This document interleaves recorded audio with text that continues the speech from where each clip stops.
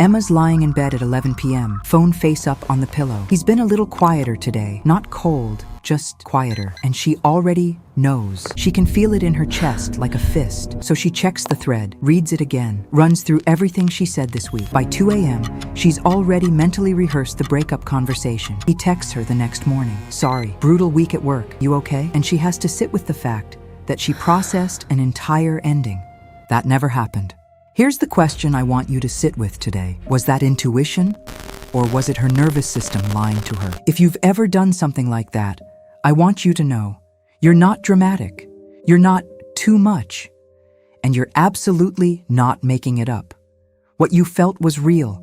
Your body wasn't lying. But here's the thing, nobody tells you. Anxious attachment doesn't just make you overthink. It makes you misread.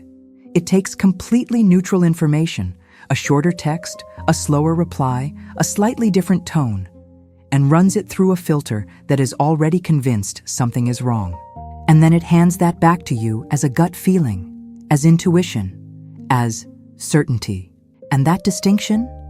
It could be changing everything about how you're showing up in your relationships right now. So today, we're breaking down the actual difference between real intuition and anxious attachment, what they feel like in your body, how to tell them apart in real time, and what it's costing you when you can't.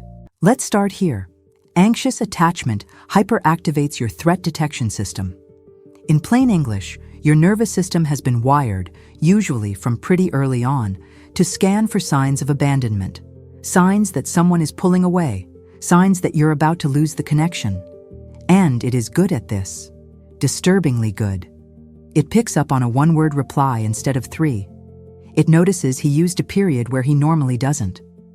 It catches the half-second pause before he answers a question. Now, here's the part that makes this so hard to untangle. The physical sensations that come with that threat response, they are identical to what we describe as intuition. The tight chest, the low-level dread, that sense of just knowing in your gut that something is off. Emma isn't imagining it.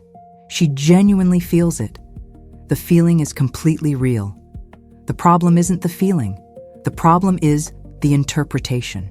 When your attachment system is dysregulated, it doesn't give you information. It gives you noise. And it presents that noise with the same certainty, the same physical weight, as an actual signal. So you can't tell the difference from the inside. It all feels like truth. That's not a personal failing. That's literally how a hypervigilant nervous system works. It was built to protect you. It just doesn't know how to stand down. So how do you actually tell them apart? This is the part I want you to really sit with, because once you see it, you can't unsee it. Genuine intuition tends to be quiet. It doesn't spiral.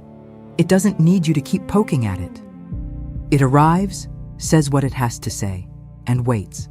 It doesn't get louder the more you ignore it. It doesn't shift story depending on your mood or what he said in his last message. It's steady, direct, often almost boring in how calm it feels. Anxious attachment is loud. It escalates. It keeps refreshing. It needs you to do something. Check the phone, reread the thread, ask the question, get the reassurance, because the only way it can quiet down, even temporarily, is through external confirmation. And then 5 minutes later, it needs it again. Here's a question I want you to actually ask yourself next time. Is this feeling asking me for action, or is it asking me for attention? Real intuition asks for action. It points at something specific. It might say, this person isn't being straight with you, or this situation isn't safe, pay attention. It has a direction. Anxious attachment asks for attention. It doesn't have a destination.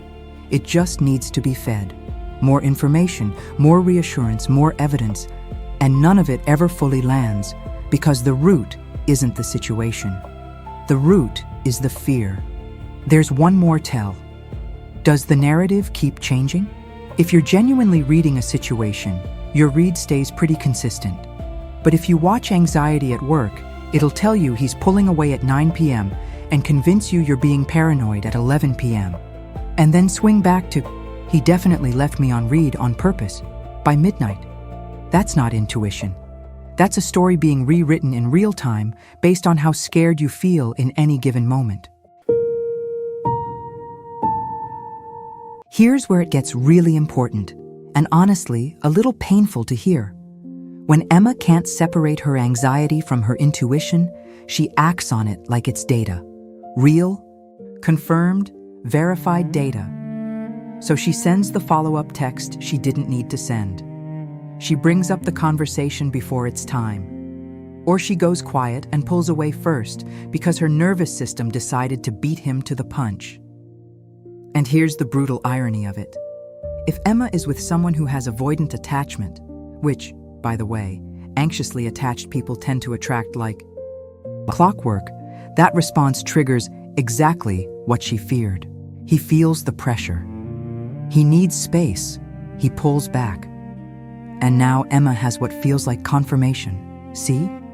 I knew something was wrong. But the thing that was wrong wasn't him. It was the cycle they just stepped into together. The anxious avoidant trap closes fast. And every time it does, it leaves a small deposit of evidence in Emma's mind that her gut was right to be scared, that she should keep scanning, that if anything, her threat detector isn't sensitive enough. And that's how it compounds. That's how anxious attachment doesn't just hurt in the moment. It builds a case for itself over and over, until Emma genuinely doesn't know what she actually felt versus what her fear manufactured. I want to be really clear about something, because this gets misunderstood constantly. The goal is not to ignore your body. Your body is not the enemy here. The feelings are real. The sensations are real. The goal isn't to override them or white-knuckle through them or gaslight yourself into thinking you're fine when you're not. The goal is to learn the accent of your own anxiety. What that means is your anxiety has a pattern. It has a signature. The specific way it shows up for you, the thoughts it reaches for first, the stories it loves to tell. And the more you can recognize that pattern, oh, here it is. This is the spiral starting. This is the part where it always tells me he's done with me. The less power it has to pass itself off as truth. Because once you can name it as anxiety, you don't have to act on it. You can feel it, sit with it, and then ask, is there actual evidence here, or am I catastrophizing again? That gap between feeling the fear and believing the fear is the whole game. It also means Emma stops outsourcing her sense of reality to him. She stops needing his reassurance to know what's real because she starts building the capacity to investigate that from the inside. That is not indifference. That is not coldness. That is the beginning of what people mean when they talk about becoming unbothered.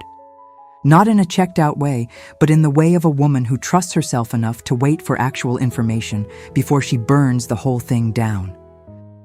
So here's where I'll leave you. Anxious attachment doesn't mean your intuition is broken.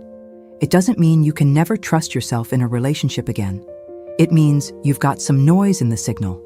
And that noise has a name, and it has a pattern, and it can be learned. The first step isn't fixing anything. It's just this. The next time you feel that thing, that chest tight, something is wrong certainty, pause before you act. Not forever. Just long enough to ask, is this asking me to act, or is it asking me to be soothed? That pause is where everything starts to shift. And if you want to know what that shift actually looks like in practice, how to regulate that response in real time, not just understand it in theory, that's exactly where we're going next. But before you go, I'm genuinely curious. Think about the last time you acted on a gut feeling in a relationship, sent the text, started the conversation, went quiet, pulled away first. Looking back now, do you think that was intuition or was it anxiety? And how do you actually know? Drop it in the comments. I read them. And honestly, your answers to that question are going to shape exactly what we dig into next.